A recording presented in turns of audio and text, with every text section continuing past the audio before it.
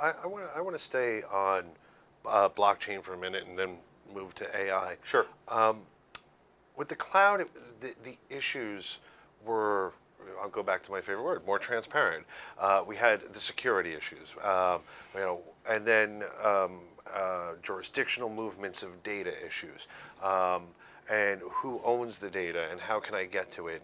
And that was very, very well understood. You could go on Quora or LinkedIn and see 800,000 different conversations on any given day about cloud adoption. Right. And arguably, the concepts of cloud have been around for 20 years, and but some marketing guy came up and said, oh, don't call it a VM, call it a cloud, and then we all got in a tizzy.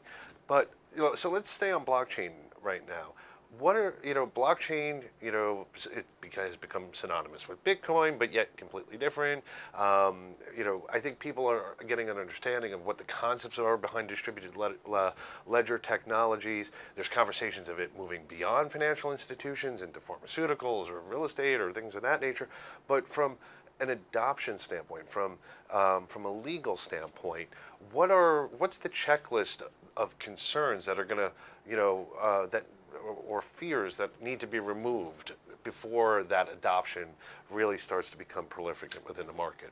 Before I directly answer your question, let me just say that I'm talking with blockchain projects in all of those areas that you just listed.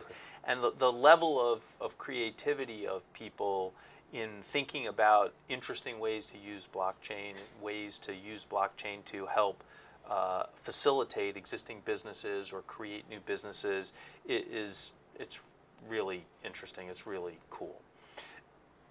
In terms of sort of what the main things to think about with regard to blockchain are, first and foremost, think that people need to get a really good understanding of the underlying technology.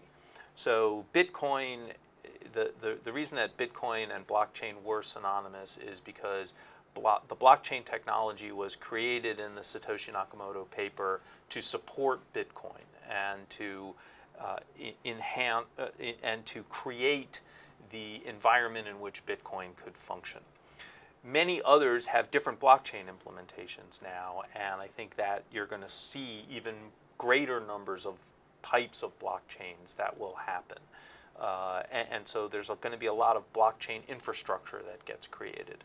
There's also going to be a lot of applications that will sit on top of the blockchain infrastructure that will be used for the specific types of businesses that you were talking about.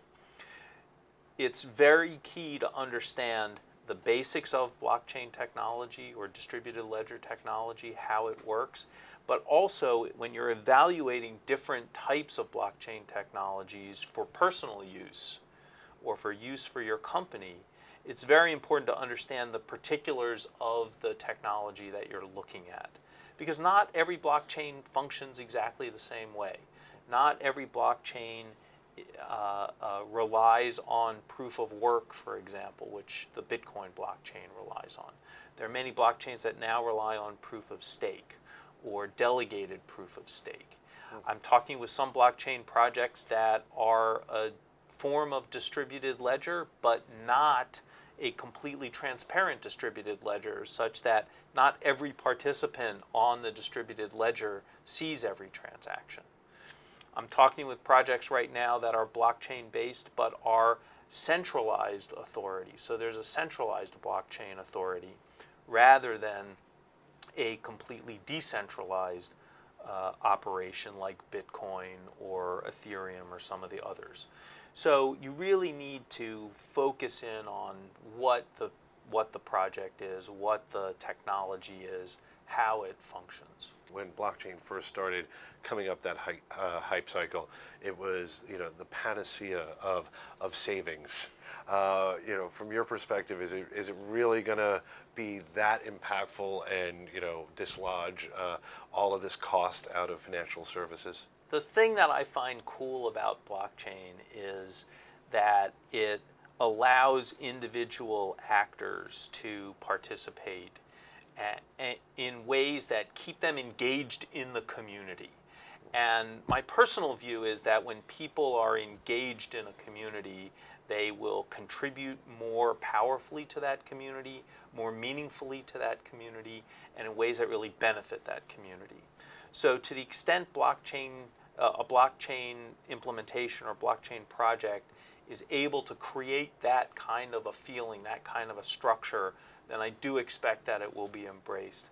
And I do expect that it will result in the kinds of savings and efficiencies that people are touting.